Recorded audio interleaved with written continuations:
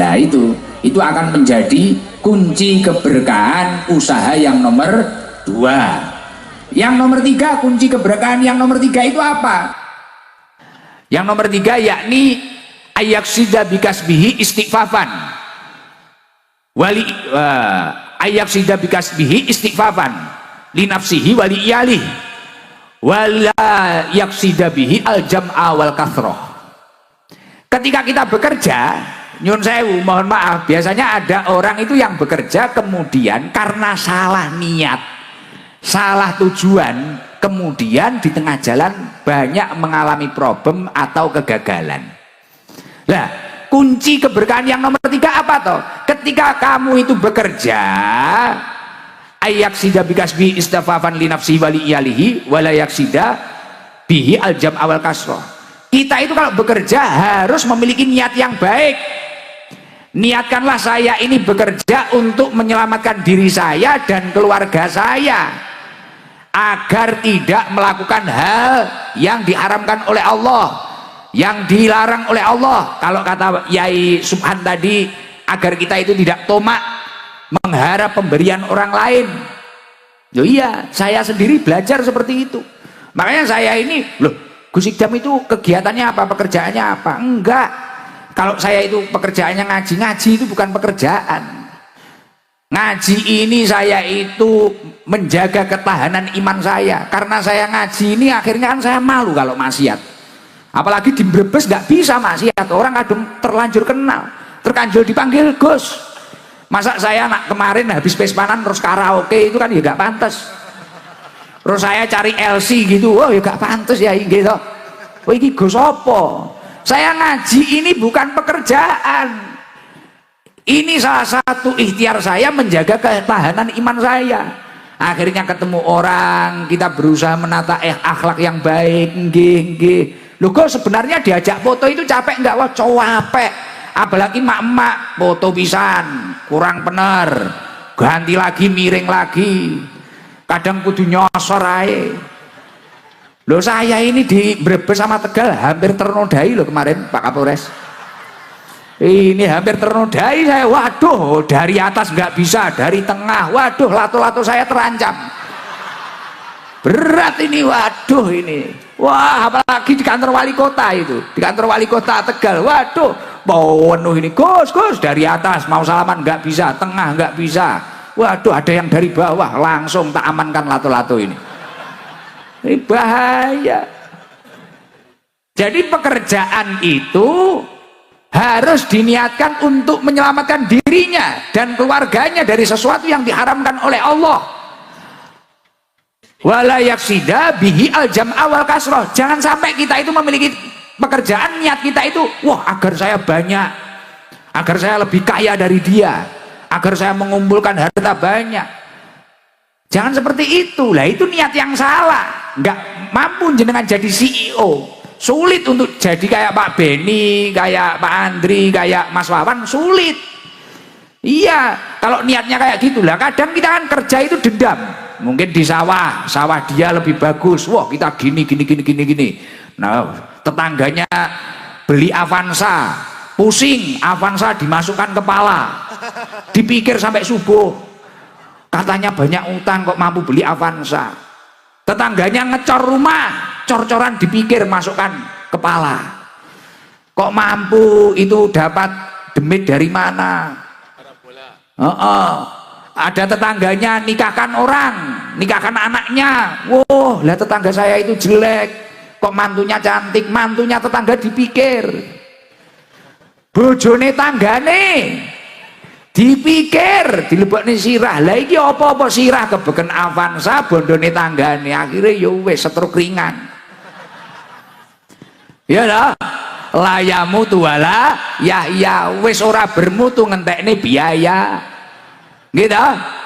Lah makanya kerja itu niatkan yang baik. Saya bekerja untuk menyelamatkan diri saya dan keluarga saya agar tidak melakukan sesuatu yang dilarang oleh Allah untuk bekal ibadah. Makanya di dalam Al-Quran disampaikan, ya ayyuhalladzina amanu qu anfusakum wa ahlikum naro, wahai orang-orang yang beriman, selamatkanlah dirimu dan keluargamu dari api neraka. Kita itu diperintah untuk menyelamatkan diri kita dan keluarga kita dari api neraka. Makanya saya tadi nyambung yang tadi, saya ngaji ini bukan pekerjaan. Saya di rumah itu ya izin ini cerita sambil promosi. Saya ini sebenarnya kan kerja saya ya ini jual sarung batik ini Gusikdam series, dan ternyata saya survei orang Brebes belum beli ini. Amsong ini. Iya belum beli. Wah sudah beli mak-mak. Oh iya. Jadi saya jual sarung, jual roti, jual apa? Enggak kerja saya, enggak kerja. Bahkan saya bilang loh Mas Wawan, saya bilang Mas Wawan, saya itu enggak narip, gitu kan? Saya enggak narip. Gus nanti biayanya Gus Idam berapa? Saya enggak narip. Ning yo pantese. Loh, saya bilang kayak gitu ya, saya nggak narip, nggak ada nominal. Bahkan hadroh saya itu juga nggak narip. Hadroh saya juga punya pekerjaan masing-masing. Oh nggak narip saya, gitu. Itu kerja biar nggak tomak, biar nggak tomak. Jadi kunci berkahnya pekerjaan yang nomor 3, niatkan semua pekerjaan panjenengan untuk menyelamatkan diri panjenengan dari sesuatu yang diharamkan oleh Allah, agar nggak minta-minta, agar nggak tomak, dan niatkan untuk bekal ibadah kepada Allah. Dilanjutkan, ini masih nomor 3 loh, tadi 5 loh. Dilanjutkan apa mboten? Nah, lanjut, nggak bulet nggih. Mohon maaf saya pakai bahasa Indonesia. Karena saya nggak paham bahasa ngapak, dan tadi infonya istrinya Pak Beni itu nggak paham bahasa Jawa, jadi nanti biar bisa paham semua. Padahal saya itu biasanya kalau nggak bahasa Jawa bahasa Inggris saya. Jadi agak sulit, bahasa Indonesia agak sulit. Karena yaitu CEO sarung itu tadi. Jadi kunci keberkahan suatu usaha yang nomor 4 apa? Ar-rabi'u ala yujida nafsahu bil kasbi jiddan. Ketika kita bekerja, kita tidak boleh terlalu menforsir diri kita. Kadang kan ada orang itu pengen cepet kaya, kaki di kepala, kepala di kaki, ibadahnya ditinggal, sholatnya ditinggal, pagi berangkat pulang malam, malam berangkat lagi, terus sampai lupa kesehatannya, lupa keluarganya, lupa ibadahnya. Ternyata ketika panjenengan semua itu belajar di kitab-kitab salafus soleh, itu cara yang salah. Makanya Rasulullah Shallallahu Alaihi Wasallam menyampaikan, kamu rajin boleh, inna li rabbika alaika haqqon, tapi kamu harus paham ada hak yang harus kamu penuhi kepada Allah. Kamu harus beberapa waktu istirahat, sujud, mujahadah, memohon kepada Allah, meminta kepada Allah. Karena di balik ikhtiarmu, usahamu, penentunya tetap Allah Subhanahu wa ta'ala. Al-asbab, kata Imam Ibnul Qayyim, la tughni anka syai'an illa bi'nillah. Usaha atau semangatmu apapun itu hanyalah pelantara, tidak akan membuahkan hasil kecuali Allah menurunkan izinnya untuk kamu sukses. Makanya kalau bisa, awan macul bumine Allah, bengi macul langite Gusti Allah. Ini kalau vertikal horizontalnya imbang, aman, entuk dekengan pusat, saldonya unlimited, tanahnya puluhan hektar, kayak Pak Beni CEO, nggak kayak Gus Idam melas kuru kayak gak kopen. Nah itu jangan sampai kita itu dalam bekerja seperti itu. Innali rabbika alaika haqqon, kamu harus paham hak yang harus kamu penuhi kepada Allah.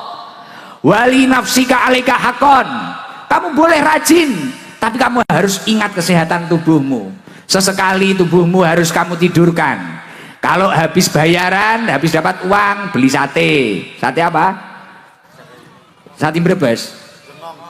Blengkong. Sate yang masyhur di sini itu loh. Blengkong ya, belum makan loh itu, belikan loh Mas nanti. Ya belum makan kok saya, malah inget ini. Iya belum makan ini, masih makan camplang tok apa Mang? Camplang ya apa itu? Gamblang. Ya jamblang. Tadi jamblang sudah saya. Kalau sate belum, malah pengen sate aku. Apa udah aja ngajinya ini? Jadi kita itu sesekali ya gitu. Bukan kok itu boros, enggak, sesekali lah, 1 bulan sekali, 2 kali, habis dapat rezeki, healing lah, healing, family time.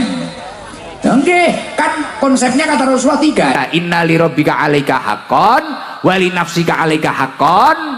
Kamu memiliki hak terhadap dirimu sendiri untuk bahagia. Wa li ahlika 'alaika haqqan. Nomor 3. Dan kamu memiliki hak terhadap keluargamu. Sesekali lah, walaupun jauh, sama anaknya video call, sama istrinya video call. Sesekali lah jalan-jalan family time, beli apa, pisang goreng, sate kingkong, apa ya situlah, saya gak paham saya. Nah itu penting, kayak gitu, santai, fresh. Kalau dawuhnya Yai Subhan Makmun tadi, yes, kita harus bahagia biar awet muda. Bahagia, jangan sepaneng. Lo hidup itu jangan sepaneng. Makanya salah satu ulama menyampaikan, taharraku bisobri, melangkahlah dengan penuh kesabaran, sabar, gak usah kesusu. Ihtamilu bisolah, bertahanlah dengan doa-doa, memohon kepada Allah, mintalah kepada Allah. Taqawu bil iman, kuatkanlah dengan penuh keyakinan.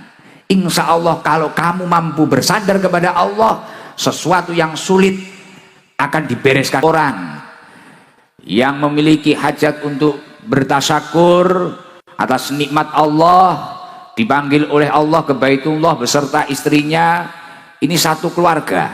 Tapi alhamdulillah malam hari ini yang bahagia 1 kabupaten atau bahkan lebih yang hadir, Masya Allah.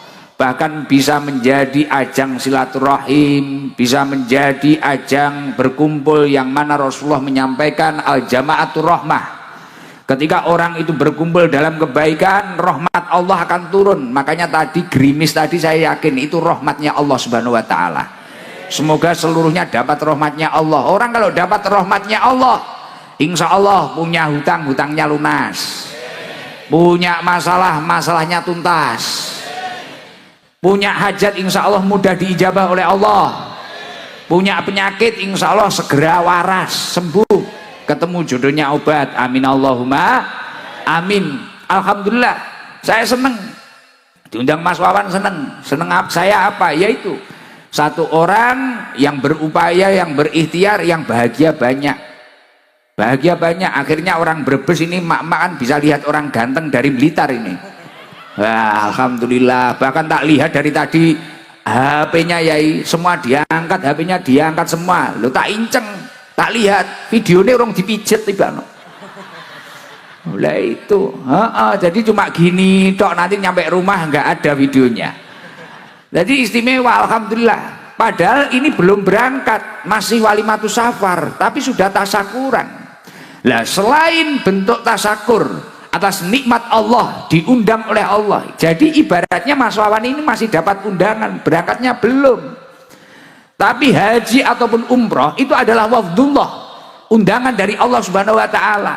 Lah saking bahagianya mendapatkan undangan, akhirnya Mas Wawan sampai bilang ke Pak Beni, sampai apa, cari tempat, sampai bilang ke Pak Kapolres gimana perizinannya untuk mengumpulkan seperti ini, ikhtiarnya luar biasa.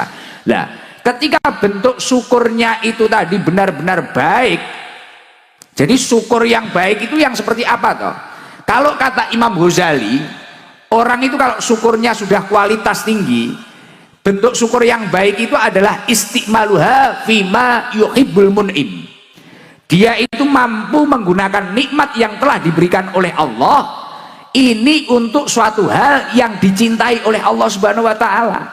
Ya contohnya kayak Mas Wawan malam hari ini punya nikmat, alhamdulillah bawang merahnya lancar, alhamdulillah usahanya lancar, digunakan untuk hal yang dicintai Allah, daftar haji.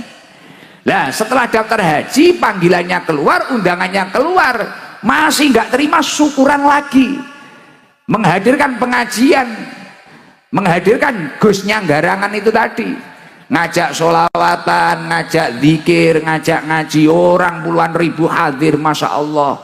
Ini yang dinamakan istiqmaluha fima yuhibbul mun'im, menggunakan nikmatnya, anugerah dari Allah, atau kata Mbah Yai tadi, yang disampaikan Mbah Yai tadi, fadl dari Allah, fadlun minallahnya itu digunakan untuk hal yang dicintai oleh Allah. Lah ketika syukurnya ini sudah berhasil, nikmat yang dianugerahkan oleh Allah digunakan untuk hal yang dicintai oleh Allah, maka akan menjadi asyukru qayyidun lil maujud. Syukur itu dapat mengikat nikmat yang sudah ada. Artinya ketika memiliki nikmat keluarga, keluarganya tambah barokah. Ketika memiliki nikmat usaha, usahanya tambah barokah. Wa sayyidun lil mafqud. Dan ketika seseorang itu mampu bersyukur atau menggunakan nikmat itu untuk hal yang dicintai oleh Allah, sayyidun lil mafqud, nikmat yang belum ada itu akan mudah tertarik kepada dirinya. Artinya dengan syukur itu menarik nikmat yang belum ada. Semoga berkah acara malam hari ini, nikmatnya Mas Wawan sekeluarga tambah-tambah. Amin Allahumma amin. Dan ternyata ketika saya itu membaca di dalam beberapa kitab, Yai, ketika seseorang ini memiliki nikmat kemudian melakukan fardu-fardunya Allah atau sesuatu yang diwajibkan oleh Allah, ini juga menjadi salah satu poin untuk menjaga keberkahan suatu usaha.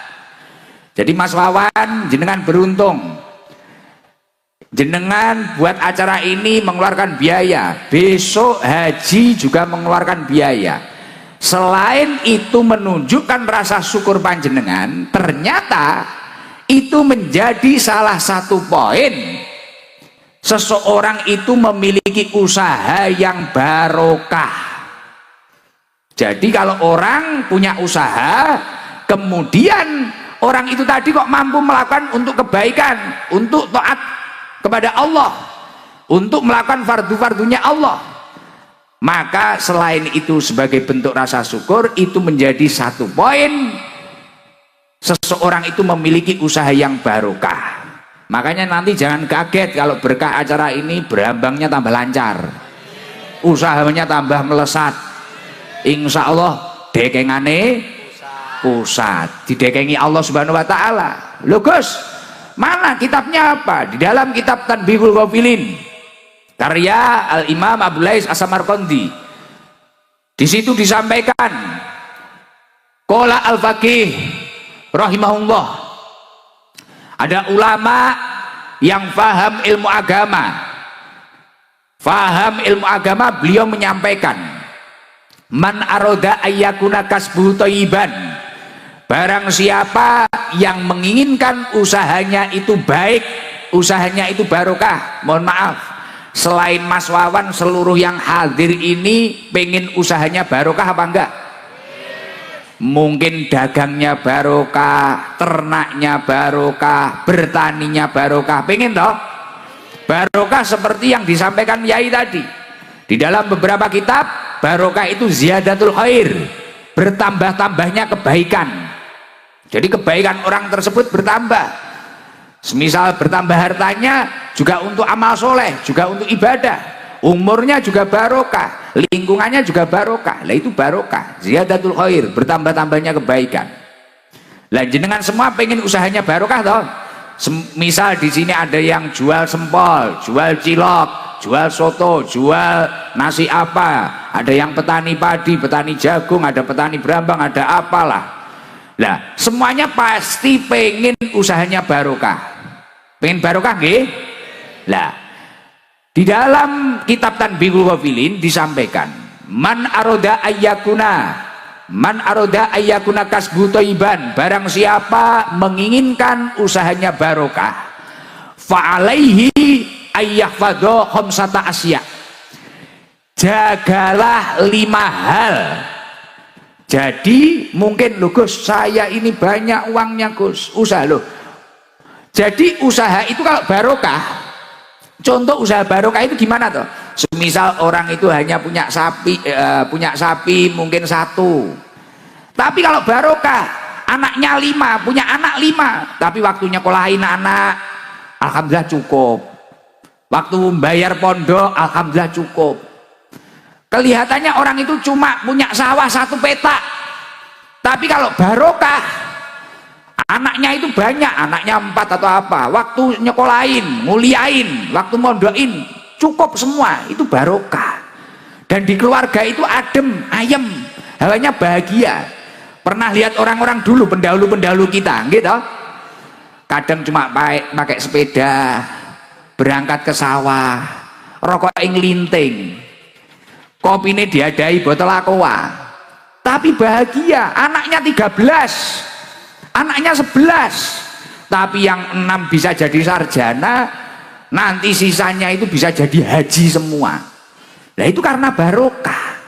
Tapi banyak pun kalau tidak barokah, nyereti kalau bahasa Jawa Timurnya, kalau bahasa Brebes apa? Seret. Nah, jadi nggak hanya nyereti, seret kalau nggak barokah itu.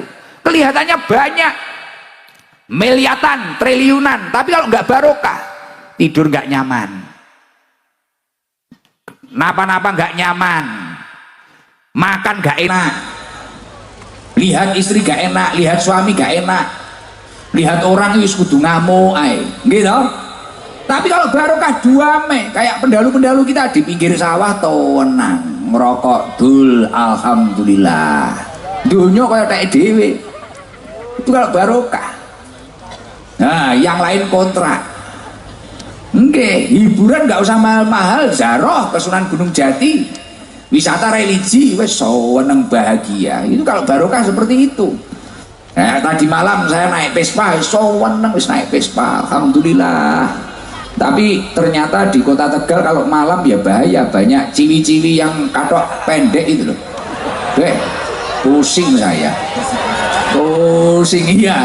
Kalau ternyata kalau malam ngeri ya, jenengan ampun keluar malam ya, bahaya. Waduh, itu bagi keimanannya yang teruji itu. Nah, kota Tegal kalau malam jam 11 ke atas, masya Allah. Ini kenapa ini anak orang kok roknya pendek-pendek, masya Allah, alhamdulillah. Ya, nggak dilihat ya gimana? Mau dilihat ya gimana? Kita kan terlanjur dipanggil Gus. Waduh, ya akhirnya dilihat aja. Masya Allah, alhamdulillah, ngeri-ngeri. Makanya ini luar biasa ini. Di sana banyak yang nongkrong di kafe-kafe, masya Allah. Di sini masya Allah. Di sini solehah, di sana solehot. Nah, ngeri saudaraku, ngeri-ngeri. Nah, makanya barokah itu seperti itu. Nah, kamu panjenengan seman pengen barokah, nggih? Siapa tahu di sini hanya ada yang saya itu cuma usaha lapak Gus, saya usaha kecil Gus, saya gini, tapi anak saya 3, 4 ini waktunya kulain semua. Cukup kalau barokah, cukup gitu ya, cukup. Kakek-kakek kita itu usahanya cuma apa sih? Cuma warung di dalam pesantren, gorengan, es, ini loh. Tapi alhamdulillah cukup untuk biayai kita di pesantren. Nah ini salah satu tanda barokah seperti itu. Nah sekarang saya pengen menyampaikan resep tadi. Apa sih kuncinya barokah? Fa'alaihi ayyahfadha khamsata asya. Jagalah 5 hal ketika kamu bekerja. Yang pertama apa? Awaluha alla yu'akhira syai'an min faraidillahi ta'ala li ajil kasbi. Wala yudkhilan naqsofiha. Jangan sampai kamu itu mengakhirkan atau meninggalkan dari fardu-fardunya Allah, atau bahkan mengurangi dari fardu-fardunya Allah karena pekerjaan panjenengan. Nah contohnya kayak itu yang disampaikan mak-mak janda itu tadi. Nah, wah belum janda. Wah belum, alhamdulillah. Ya duduk lagi. Ternyata belum janda. Tak kira janda. Kenceng banget suaranya ya. Jarak 100 meter denger loh sampai panggung. Masya Allah kayak tua masjid ya. Oh banter wong berbesi. Wah ini bojone iso mumet iki. Suaranya kayak tua masjid. Alhamdulillah. Jadi kunci keberkahan usaha yang pertama, awaluha alla yu'akhiru syai'an min fara'idillahi ta'ala li ajil kasbi wa la yudhilan naqsofiha. Jangan sampai karena kesibukan pekerjaan panjenengan kemudian panjenengan itu tadi meninggalkan fardu-fardunya Allah. Makanya tadi saya sampaikan, Mas Wawan, ini istimewa. Jenengan berkah insya Allah. Jenengan masih dapat undangan, belum berangkat, berangkatnya masih besok. Jenengan sudah tasyakuran membahagiakan orang banyak, sudah ngajak ngaji orang banyak. Nah ini penting, secara tidak langsung berarti ini menjadi satu poin untuk mempertahankan keberkahan dari usahanya. Semoga tambah barokah. Jadi kalau pengen barokah, kuncinya yang pertama yaitu jangan sampai karena kita repot kemudian kita meninggalkan fardu-fardunya Allah. Jangan sampai gak sholat. Makanya orang punya banyak uang seperti apapun, usahanya besar apapun, tapi kalau gak sholat pasti gak tenang. Gak tenang, hatinya gak tenang. Tapi kalau orang itu istiqomah, konsisten ibadahnya, ketika dia memang sudah mampu untuk haji, dia berangkat haji. Ketika dia mampu untuk umroh, dia umroh. Dia menunaikan kewajibannya, waktunya zakat, dia zakat. Waktunya puasa wajib, Ramadan, dia puasa. Dan karena pekerjaannya, karena kesibukannya, kemudian fardu-fardu itu dijaga terus. Insya Allah itu akan menjadi kunci keberkahan yang pertama. Itu harus diingat. Dan itu ternyata apa yang disampaikan di dalam kitab Tanbihul Filin ini sejalan dengan apa yang disampaikan oleh Allah Subhanahu wa taala.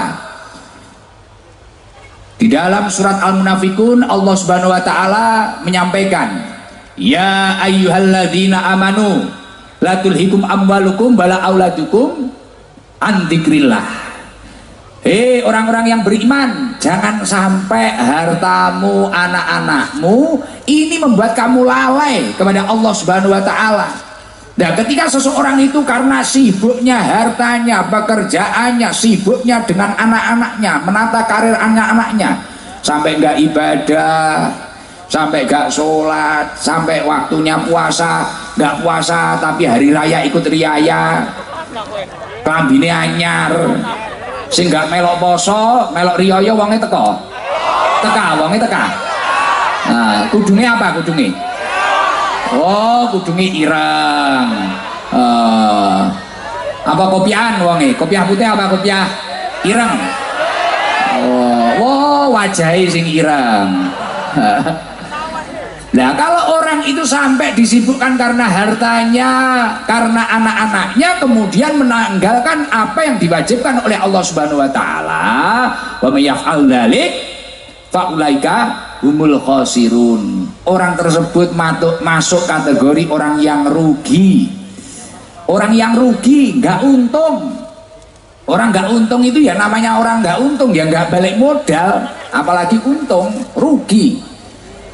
Makanya ayo kalau ingin barokah, apa yang telah diwajibkan oleh Allah lakukan semampu panjenengan. Kalau kata Imam Hasan Al Basri, tolabud dunya la yuslih, tolabud dunya la yuslih bitarkiddin. Mencari dunia atau bekerja ini tidak akan baik, tidak akan barokah ketika dia itu meninggalkan agamanya. Makanya Masya Allah Mas Wawan, setelah acara ini, setelah haji nanti, saya yakin semoga panjenengan lebih baik, lebih istiqomah. Dan nanti insya Allah nanti tahun depan kalau jenengan lebih baik, lebih istiqomah, lebih jos jis, tidak hanya jos saja tapi tambahin jis, jos jis, ya dah. Saya nanti tak datang ke Brebes lagi nanti, nyambangi Gus Wawan Yai. Nah, ini istimewa ini. Makanya harus dipertahankan itu. Jangan sampai karena kesibukan kita kemudian kita itu bitarkiddin meninggalkan agama kita. Lah kunci yang keberkahan yang nomor 2 apa toh Gus? Kunci keberkahan yang nomor 2 adalah wasani la yu'diya ahadan min khalqillahi ta'ala li ajli kasbi. Ketika kita itu sibuk bekerja, jangan sampai kita itu menyakiti orang lain atau menjatuhkan orang lain. Itu kalau bahasa anak mudanya, brandinglah usahamu setinggi mungkin, sebaik mungkin, promosikan sebaik mungkin, tapi jangan sampai mematikan cahaya orang lain, jangan sampai menyakiti orang lain, hak orang lain diambil, jangan sampai. Jangan lihat hasil survei membuktikan banyaknya orang yang usaha kemudian sambil mencaci, menyakiti orang lain atau memakan hak orang lain, pasti tidak akan lama, pasti tidak akan lama. Tapi kalau dia itu hanya fokus dengan usahanya, fokus dengan dirinya, keluarganya, ibadahnya, kemudian hak-hak orang lain itu dipenuhi dengan baik, pasti orang itu akan melesat, insya Allah akan tambah jaya, tambah sukses. Semoga Mas Wawan tambah sukses, tambah jaya, amin Allahumma amin. Lah itu kalau dawuhnya Allah Subhanahu wa taala, wala tabakhusun nasa asya'ahum. Kita itu jangan sampai mengurangi hak-hak manusia. Jangan sampai dalam usaha kita, dalam bisnis kita, dalam kesibukan kita, ya contoh nggak usah jauh-jauh, warung-warung kecil kayak gini loh, lapak-lapak kaki lima ini loh, jangan sampai kemudian wah ini tahu saya lebih enak, wah ini enak, itu nggak enak, itu apa, atau bahkan cari dukun, cari apa, itu nggak penting. Fokus, wes ini baik, ini apa, ini apa. Ada orang ternyata beli sana beli sana, kita tenang saja, rizki itu sudah ada yang ngatur. Nahnu qasamna bainahum ma'isyatahum fil hayatid dunya. Semua orang itu sudah memiliki jatahnya masing-masing. Bahkan ujiannya manusia itu masing-masing, ujiannya sendiri-sendiri, jatahnya sendiri-sendiri. Jadi kita nggak bisa menata hidup kita, wes pasrah saja. Nah makanya itu penting, itu menjadi kunci yang nomor 2. Kalau kata Rasulullah, la dzarara wala diror, jangan sampai kita itu membahayakan diri kita atau membahayakan orang lain. Oke, jalan saja, jalan saja. Makanya Rasulullah juga menyampaikan, al-muslim man salimal muslimun min lisanihi wa yadihi. Jadi seorang muslim itu adalah muslim yang muslim lain itu selamat dari kejahatan lisannya dan tangannya. Jangan sampai kita itu menjadi orang yang jahil. Kita harus santai. Nah itu akan menjadi kunci keberkahan usaha yang nomor 2. Yang nomor 3, kunci keberkahan yang nomor 3 itu apa? Yang nomor 3 yakni ayaksida bikasbihi istighfafan wali ayaksida bikasbihi istighfafan li nafsihi wali iyalih wala yaksida bihi al jam'a wal kathroh.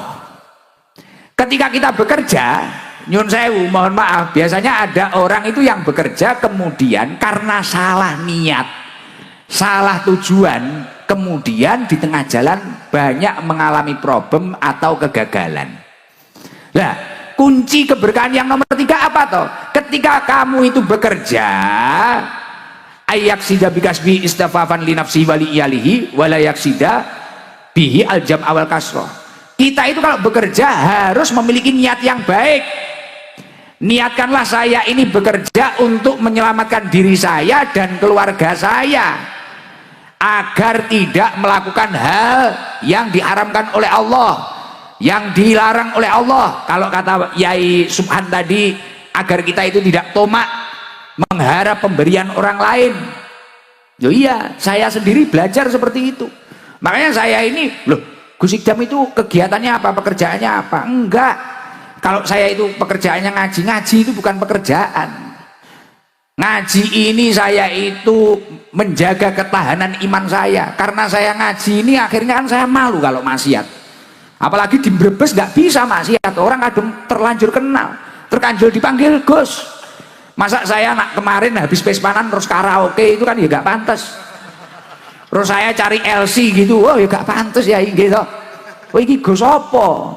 Saya ngaji ini bukan pekerjaan. Ini salah satu ikhtiar saya menjaga ketahanan iman saya. Akhirnya ketemu orang, kita berusaha menata akhlak yang baik. Nggih. Loh kok sebenarnya diajak foto itu capek nggak? Wah capek. apalagi mak-mak foto pisan kurang bener, ganti lagi, miring lagi, kadang kudu nyosor ae. Loh, saya ini di Brebes sama Tegal hampir ternodai loh kemarin Pak Kapolres. Ini hampir ternodai saya. Waduh, dari atas nggak bisa, dari tengah, waduh, lato-lato saya terancam. Berat ini, waduh ini. Wah, apalagi di kantor wali kota itu, di kantor wali kota Tegal, waduh, mau penuh ini, Gus, dari atas mau salaman nggak bisa, tengah nggak bisa, waduh, ada yang dari bawah, langsung tak amankan lato-lato ini. Ini bahaya. Jadi pekerjaan itu harus diniatkan untuk menyelamatkan dirinya dan keluarganya dari sesuatu yang diharamkan oleh Allah. Wala yaksida bihi aljam awal kasroh. Jangan sampai kita itu memiliki pekerjaan, niat kita itu, wah, agar saya banyak, agar saya lebih kaya dari dia, agar saya mengumpulkan harta banyak. Jangan seperti itu. Lah itu niat yang salah. Nggak mampu jenengan jadi CEO, sulit untuk jadi kayak Pak Beni, kayak Pak Andri, kayak Mas Wawan, sulit. Iya, kalau niatnya kayak gitulah. Kadang kita kan kerja itu dendam. Mungkin di sawah dia lebih bagus, wah kita gini. Nah, tetangganya beli Avanza, pusing, Avanza dimasukkan kepala, dipikir sampai subuh, katanya banyak utang kok mampu beli Avanza. Tetangganya ngecor rumah, cor-coran dipikir masukkan kepala, kok mampu itu dapat demit dari mana.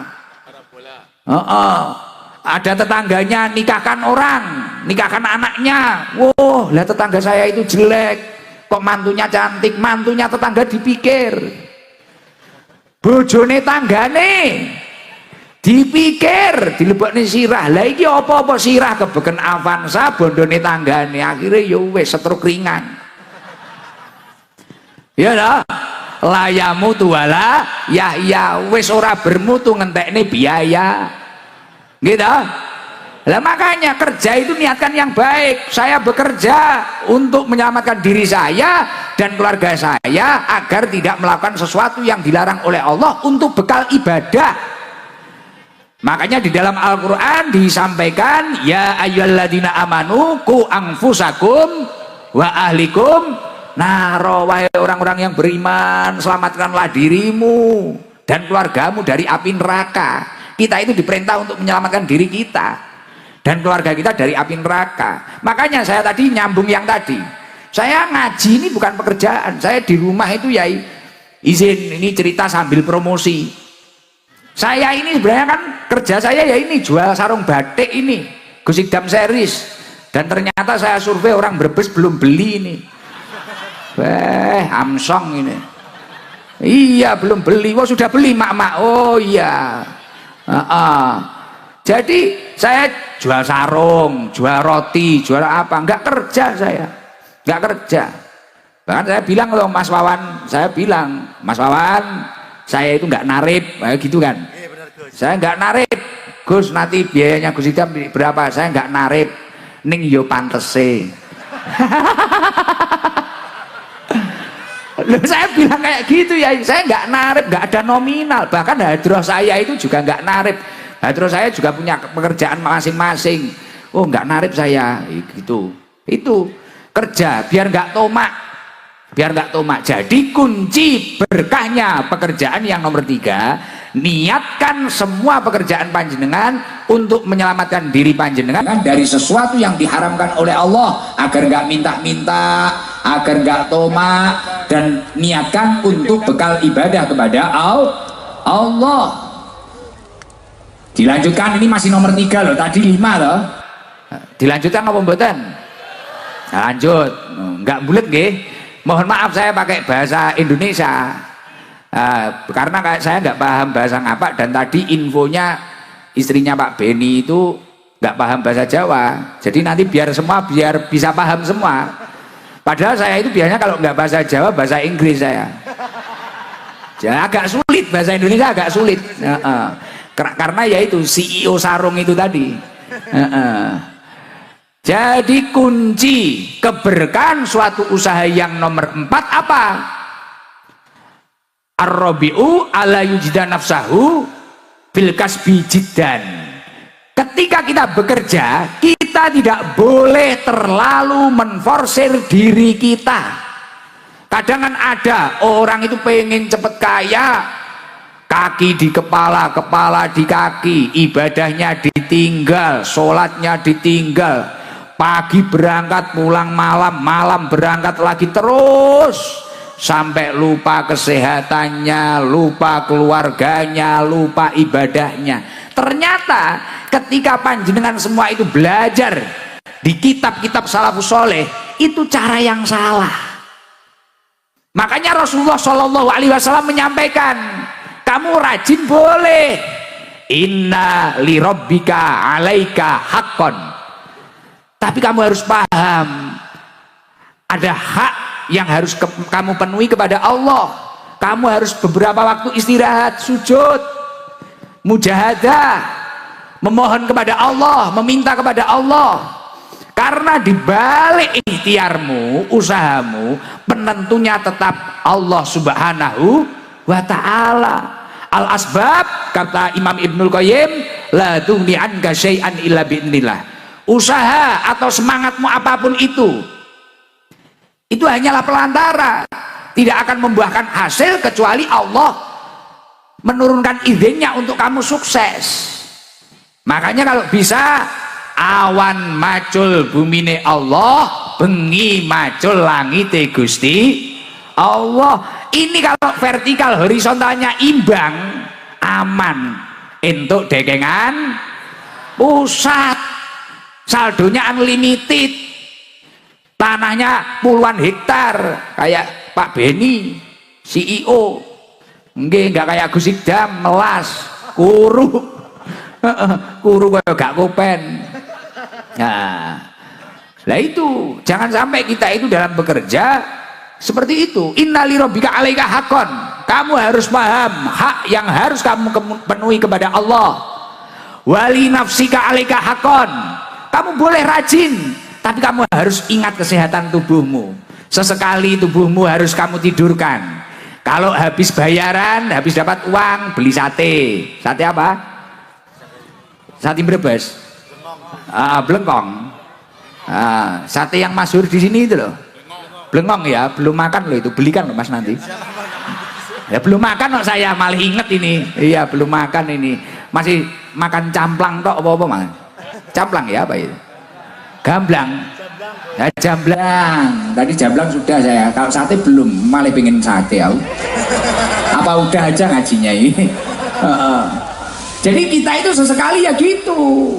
Bukan kok itu boros, enggak, sesekali lah. 1 bulan sekali, 2 kali. Habis dapat rezeki, healing lah, healing. Family time. Oke, kan konsepnya kata Rasulullah 3. Inna li rabbika alaika haqqan, wali nafsika alaika haqqan. Kamu memiliki hak terhadap dirimu sendiri untuk bahagia. Wali ahlika alaika haqqan. Nomor 3. Dan kamu memiliki hak terhadap keluargamu. Sesekali lah, walaupun jauh, sama anaknya video call, sama istrinya video call. Sesekali lah jalan-jalan family time. Beli apa? Pisang goreng, sate kingkong, apa? Ya situlah. Saya gak paham saya. Nah itu penting, kayak gitu, santai, fresh. Kalau dawuhnya Yai Subhan Makmun tadi, yes, kita harus bahagia biar awet muda. Bahagia, jangan sepaneng. Lo hidup itu jangan sepaneng. Makanya salah satu ulama menyampaikan, taharraku bisobri, melangkahlah dengan penuh kesabaran, sabar, gak usah kesusu. Ihtamilu bisolah, bertahanlah dengan doa-doa, memohon kepada Allah, mintalah kepada Allah. Taqawu bil iman, kuatkanlah dengan penuh keyakinan. Insya Allah kalau kamu mampu bersandar kepada Allah, sesuatu yang sulit akan diberes. Memiliki hajat satu orang yang memiliki hajat untuk bertasyakur atas nikmat Allah, dipanggil oleh Allah ke Baitullah beserta istrinya. Ini satu keluarga. Tapi alhamdulillah malam hari ini yang bahagia 1 kabupaten atau bahkan lebih yang hadir, Masya Allah. bahkan bisa menjadi ajang silaturahim, bisa menjadi ajang berkumpul, yang mana Rasulullah menyampaikan al-jama'atur rahmah. Ketika orang itu berkumpul dalam kebaikan, rahmat Allah akan turun. Makanya tadi gerimis tadi saya yakin itu rahmatnya Allah Subhanahu wa taala. Semoga seluruhnya dapat rahmatnya Allah. Orang kalau dapat rahmatnya Allah, insya Allah punya hutang, hutangnya lunas, punya masalah, masalahnya tuntas, punya hajat insya Allah mudah diijabah oleh Allah, punya penyakit insya Allah segera waras, sembuh, ketemu jodohnya obat. Amin Allahumma amin. Alhamdulillah saya seneng diundang Mas Wawan, seneng saya apa, yaitu satu orang yang berupaya, yang berikhtiar, yang bahagia banyak. Akhirnya orang Brebes ini mak-makan bisa lihat orang ganteng dari Blitar ini. Wah, alhamdulillah. Bahkan tak lihat dari tadi HP-nya Yai, semua diangkat, HP-nya diangkat semua. Lo tak inceng, tak lihat videonya orang dipijet tiba. Mulai itu, jadi cuma gini tok, nanti nyampe rumah nggak ada videonya. Jadi istimewa, alhamdulillah. Padahal ini belum berangkat, masih walimatus safar, tapi sudah tasakuran. Lah, selain bentuk tasakur atas nikmat Allah, diundang oleh Allah. Jadi ibaratnya Mas Wawan ini masih dapat undangan, berangkatnya belum. Tapi haji ataupun umroh itu adalah wafdullah, undangan dari Allah Subhanahu wa taala. Lah, saking bahagianya mendapatkan undangan, akhirnya Mas Wawan sampai bilang ke Pak Beni, sampai apa, cari tempat, sampai bilang ke Pak Kapolres gimana perizinannya untuk mengumpulkan seperti ini. Ikhtiarnya luar biasa. Lah, ketika bentuk syukurnya itu tadi benar-benar baik, jadi syukur yang baik itu yang seperti apa toh? Kalau kata Imam Ghazali, orang itu kalau syukurnya sudah kualitas tinggi, bentuk syukur yang baik itu adalah istiqmaluha fima yuhibbul mun'im.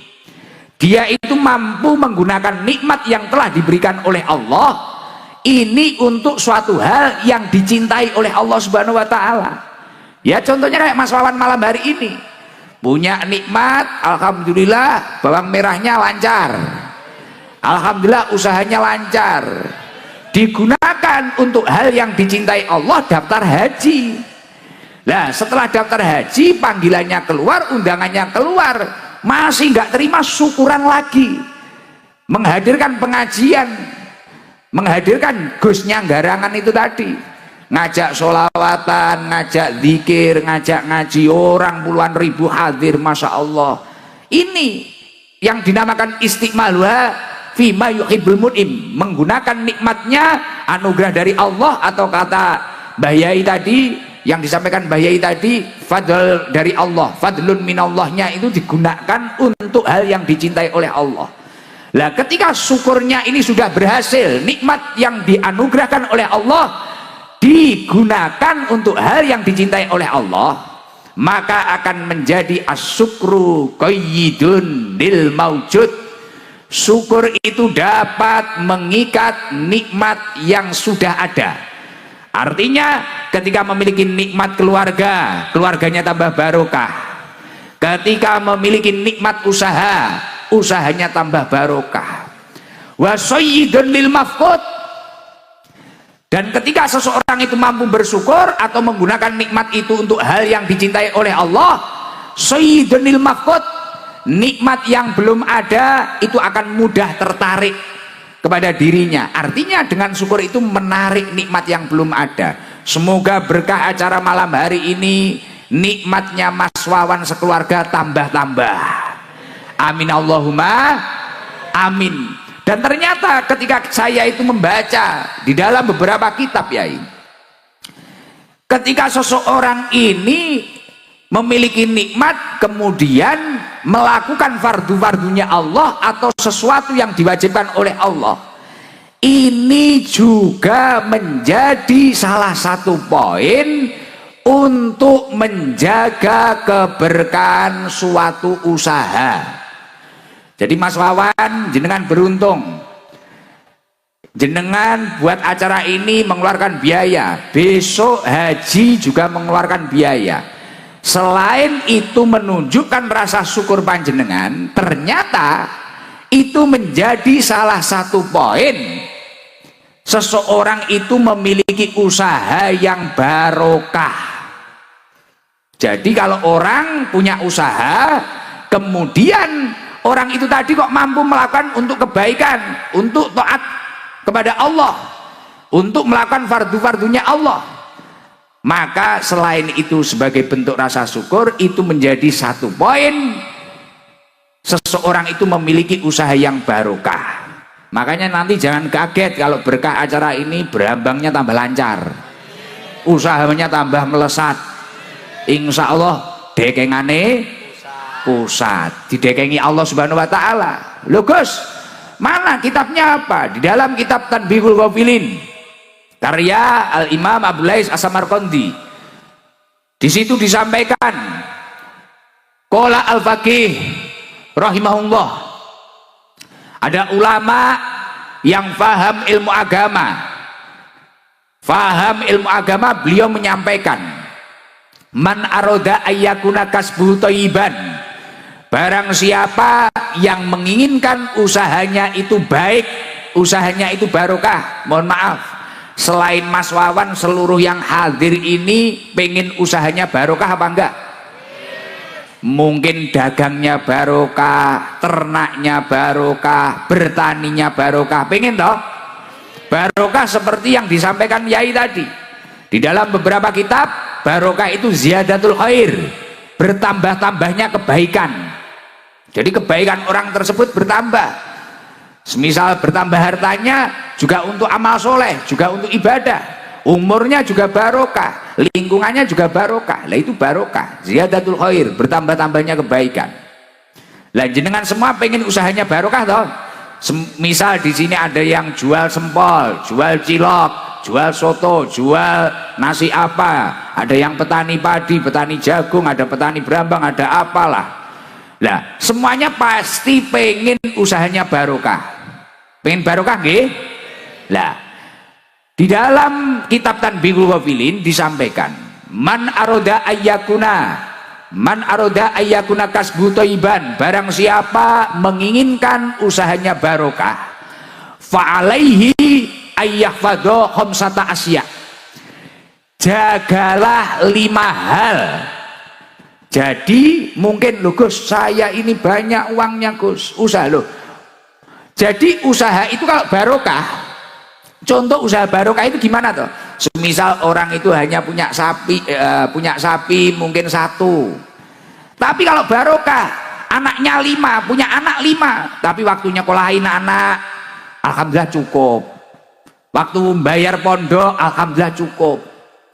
Kelihatannya orang itu cuma punya sawah 1 petak, tapi kalau barokah anaknya itu banyak, anaknya 4 atau apa, waktu nyekolahin, muliain, waktu mondokin, cukup semua, itu barokah.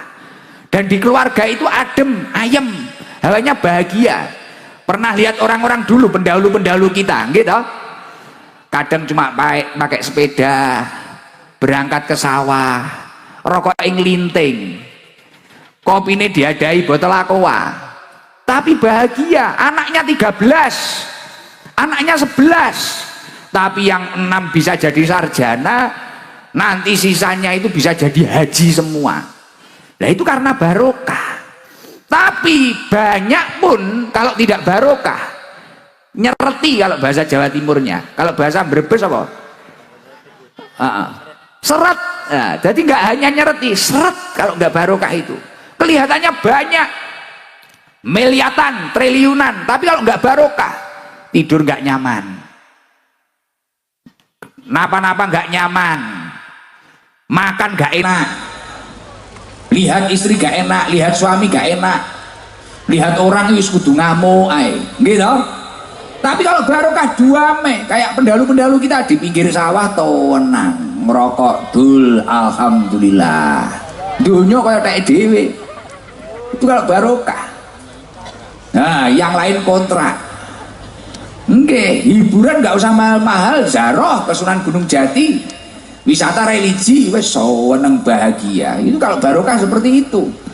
Nah, tadi malam saya naik Vespa, seneng wis naik Vespa, alhamdulillah.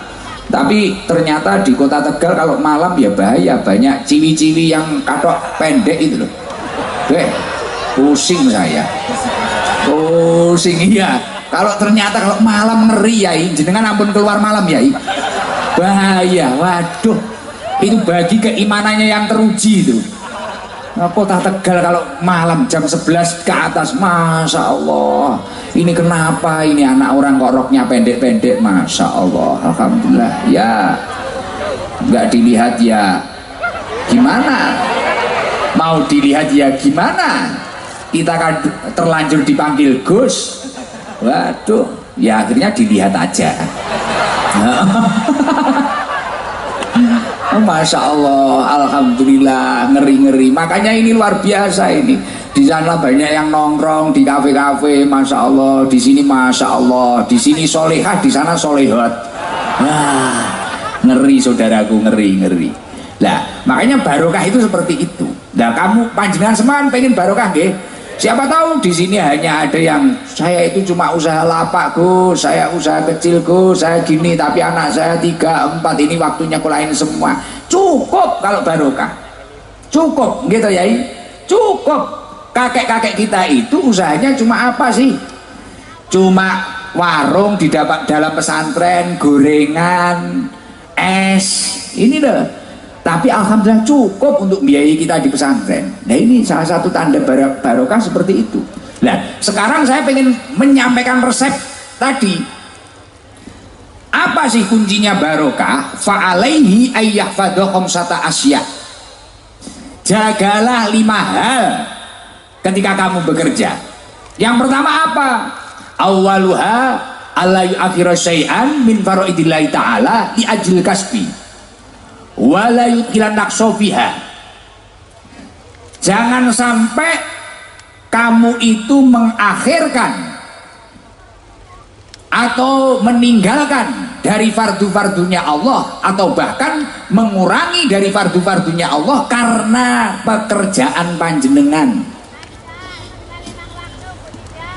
Nah contohnya kayak itu yang disampaikan mama janda itu tadi.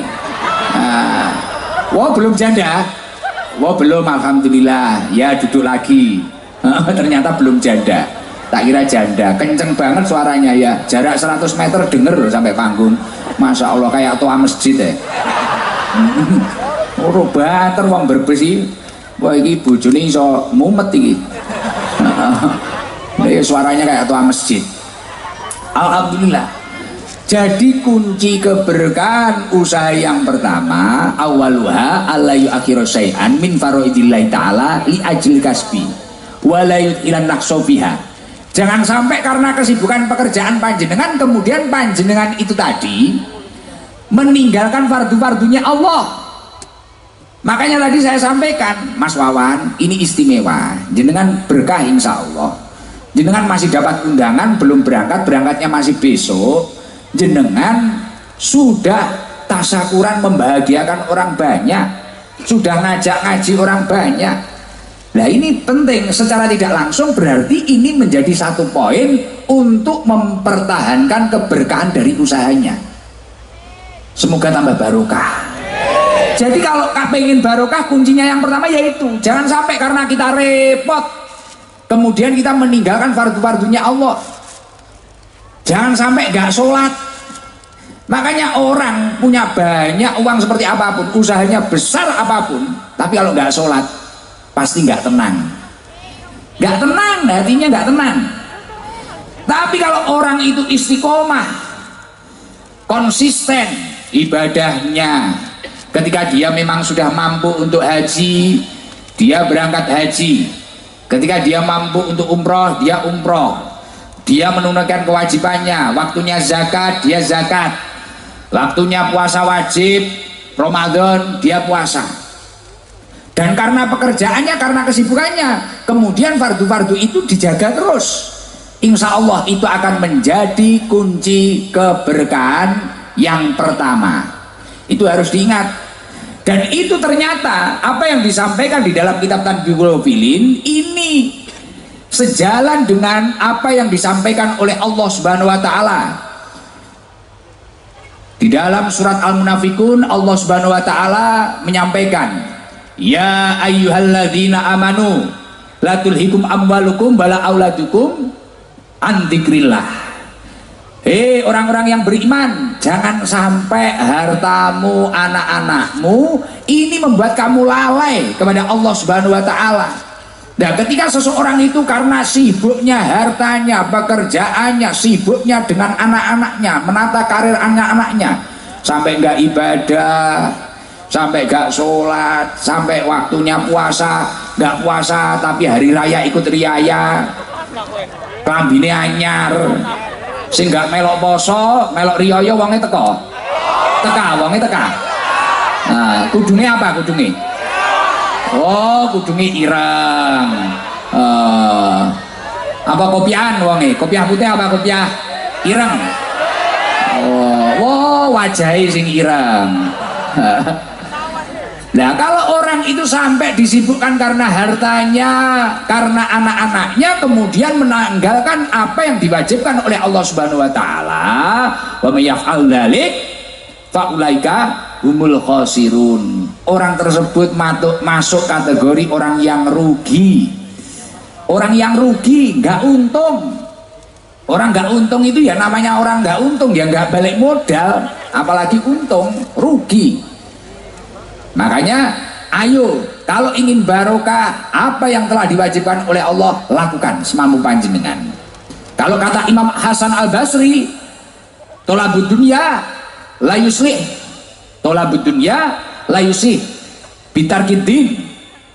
Mencari dunia atau bekerja ini tidak akan baik, tidak akan barokah ketika dia itu meninggalkan agamanya. Makanya Masya Allah Mas Wawan, setelah acara ini, setelah haji nanti, saya yakin semoga panjenengan lebih baik, lebih istiqomah, dan nanti insya Allah nanti tahun depan kalau jenengan lebih baik, lebih istiqomah, lebih jos jis, tidak hanya jos saja tapi tambahi jis, jos jis, ya dah. Saya nanti tak datang ke Brebes lagi nanti, nyambangi Gus Wawan Yai. Ini istimewa ini, makanya harus dipertahankan itu. Jangan sampai karena kesibukan kita kemudian kita itu bitarkidin meninggalkan agama kita. Lah kunci yang keberkahan yang nomor 2 apa toh Gus? Kunci keberkahan yang nomor 2 adalah wasani layu dia ahadan min khalqillahi ta'ala li ajli kasbi. Ketika kita itu sibuk bekerja, jangan sampai kita itu menyakiti orang lain atau menjatuhkan orang lain. Itu kalau bahasa anak mudanya, brandinglah usahamu setinggi mungkin, sebaik mungkin, promosikan sebaik mungkin, tapi jangan sampai mematikan cahaya orang lain, jangan sampai menyakiti orang lain, hak orang lain diambil, jangan sampai. Jangan lihat hasil survei membuktikan banyaknya orang yang usaha kemudian sambil mencaci, menyakiti orang lain atau memakan hak orang lain, pasti tidak akan lama, pasti tidak akan lama. Tapi kalau dia itu hanya fokus dengan usahanya, fokus dengan dirinya, keluarganya, ibadahnya, kemudian hak-hak orang lain itu dipenuhi dengan baik, pasti orang itu akan melesat. Insya Allah akan tambah jaya, tambah sukses. Semoga Mas Wawan tambah sukses, tambah jaya. Amin Allahumma amin. Lah itu kalau dawuhnya Allah Subhanahu wa taala, wala tabakhusun nasa asya'ahum. Kita itu jangan sampai mengurangi hak-hak manusia. Jangan sampai dalam usaha kita, dalam bisnis kita, dalam kesibukan kita. Ya contoh nggak usah jauh-jauh.